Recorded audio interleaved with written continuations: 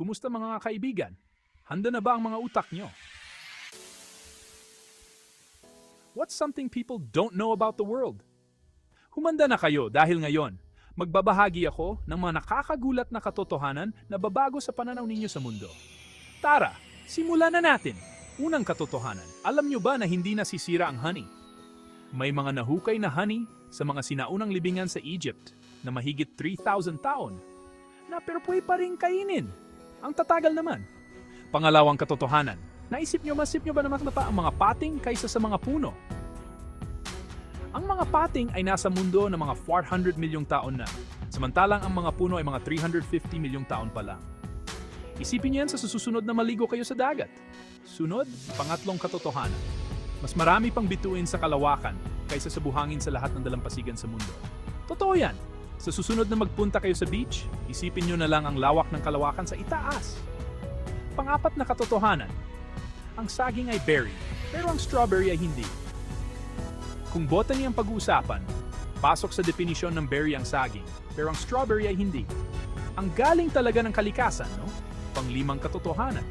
Alam nyo ba na may isang uri ng dikya na kayang bumalik sa pagkabata matapos tumanda? Dahil dito, posibleng immortal ang Turritopsis dohrnii.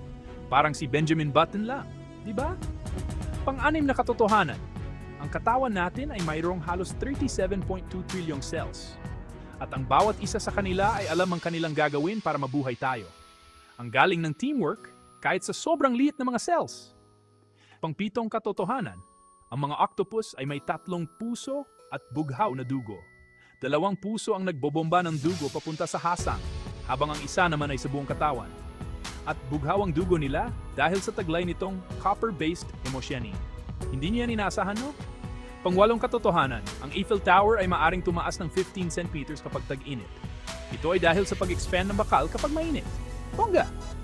Pang-9 na katotohanan, mas marami pang posibleng kombinasyon sa laro ng chess kaysa sa dami ng atom sa buong kalawakan.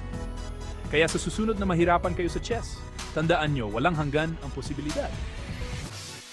At ang panghuli, pang-10 katotohanan, 60% ng DNA ng tao ay kapareho ng saging. Ibig sabihin, mas saging ka kaysa sa inaakala mo. Yakapin ang katotohanan. Marami pa sana akong gustong ibahagi, pero hanggang dito na lang muna. Ang mga katotohanan ito ay maliit na parte pa lang ng dapat nating malaman. Hanggang sa muli, manatiling mausisa, manghang-mangha, at patuloy na magtanong tungkol sa mundo. Huwag kalimutang mag-like, mag-subscribe, at pindutin ang bell icon para sa mas maraming nakakagulat na content. Hanggang sa susunod na video!